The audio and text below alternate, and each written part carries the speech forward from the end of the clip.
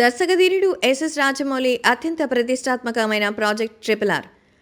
టాలీవుడ్ హీరోలు రామ్ చరణ్, జూనియర్ ఎన్టీఆర్ నటిస్తున్న ఈ చిత్రంలో హీరోయిన్స్గా బాలీవుడ్ నటి ఆలియా భట్ ఒకరు కాగా, మరో నటి డైసీ ఎడ్గర్ జోన్స్.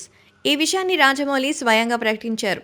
అయితే రాజమౌళి అలా ప్రకటించారో లేదో ప్రేక్షకులు ఒకంత ఆశ్చర్యానికి గురయ్యారు. ముఖ్యంగా ఆలియా భట్ విషయంలో అంతగా ఎక్సైట్ కానప్పటికీ డైసీ ఎడ్గర్ జోన్స్ విషయంలో అందరూ విస్మయానికి లోనయ్యారు.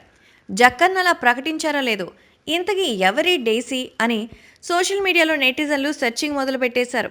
ఎంతో ప్రతిష్టాత్మకంగా తీసుకుని భారీ స్థాయిలో రూపొందిస్తున్న ఈ మల్టీస్టారర్లు డైసీని హీరోయిన్గా తీసుకున్నారంటే ఖచ్చితంగా ఈమె ప్రత్యేకత ఒక రేంజ్లో ఉంటుంది అని ముందు నుంచి టాక్ నడిచింది.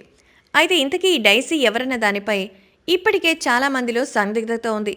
ఆమె గురించి నెట్లో సెర్చ్ చేస్తే డైసీ ఒక బ్రిటిష్ నటి అని, ఈమె గతంలో Vincent, silent witness, cold feet వంటి టీవీ సీరియల్స్లో నటించింది.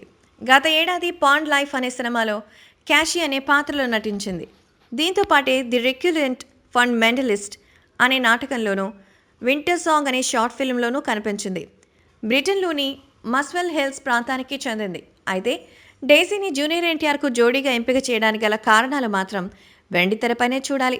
ఎందుకంటే ట్రిపుల్ ఆర్ ప్రాజెక్టులో కొమరం భీం పాత్రలో తారక్ కనిపించబోతున్నారు.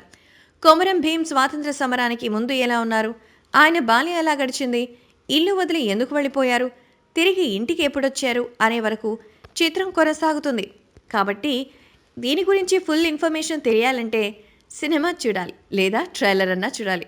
అంతేగాని ఇప్పటికీ వరకు క్యారెక్టర్స్లో ఇలా ఉంటుంది అలా ఉంటుంది అని మనం ఊహించుకోవడం తప్ప చేసేదేం ఉండదు.